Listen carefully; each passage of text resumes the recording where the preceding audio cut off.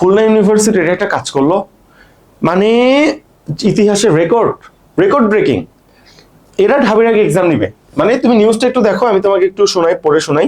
Dean committee থেকে যে সিদ্ধান্তটা আছে একটু শোনো কি বলছে। তারা বলছে যে দেখো, খুলনা বিশ্ববিদ্যালয়ের 26-27 শিক্ষাবর্ষে স্নাতক ও স্নাতকোত্তর সম্মান যে ভর্তি পরীক্ষাটা প্রথম বর্ষে, সেটা তারিখ ঘোষণা করছে আগামী 17 তারিখ এবং 18 তারিখ।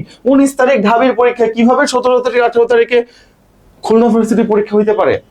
যদিও খুলনাতে রিটেন আছে, ঢাবিতে রিটেন আছে, মানে এবার খুলনা টপ রেটেড সবার আগে এক্সাম নিয়ে শেষ করে ফেলতেছে, এটা কোনো কথা?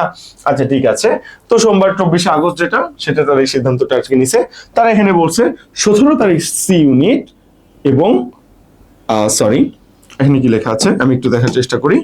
ঠিক আছে, 17 ডিসেম্বর সি ইউনিট এবং ডি ইউনিটের ভর্তি পরীক্ষা অনুষ্ঠিত হবে। তারা বলছে সি ইউনিটের মধ্যে কি কি আছে একটু বুঝো। যে সি ইউনিট যেটা, এটার মধ্যে তারা বলতেছে যে দেখো, কলা মানবিক স্কুল, তারা কিন্তু এটাকে স্কুল বলে, বাট স্কুল না, এটা কিন্তু ইউনিভার্সিটি।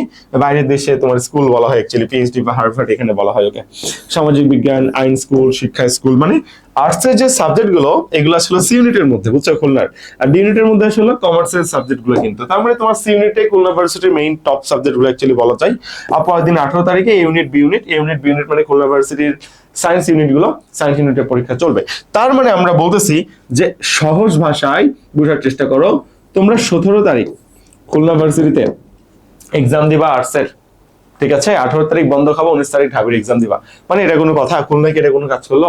আচ্ছা আমাকে একটু জানাও, আমি জানি না যে আমার অডিয়েন্স যারা আছো, স্টুডেন্ট যারা আছো, তারা খুলনা নিয়ে কতটুকু আসলে মানে ইন্টারেস্টেড। যদি ইন্টারেস্টেড হও আমাকে একটু কমেন্টস করে বইলো, তাহলে আমি খুলনা নিয়ে তোমাকে বাকি সাজেশন গুলো দেওয়ার চেষ্টা করবো যে কিভাবে প্রিপারেশনটা গুছাইতে পারো, ওকে?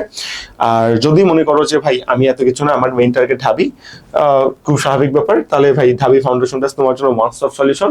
ঢাবি ফাউন্ডেশন ব্যাচের ডিটেলস যদি জানতে চাও, ডেসক্রিপশন বক্সে আমাদের ফাউন্ডেশন ব্যাচের ডিটেলস দিয়ে দেওয়া আছে, ওখান থেকে দেখে নিও।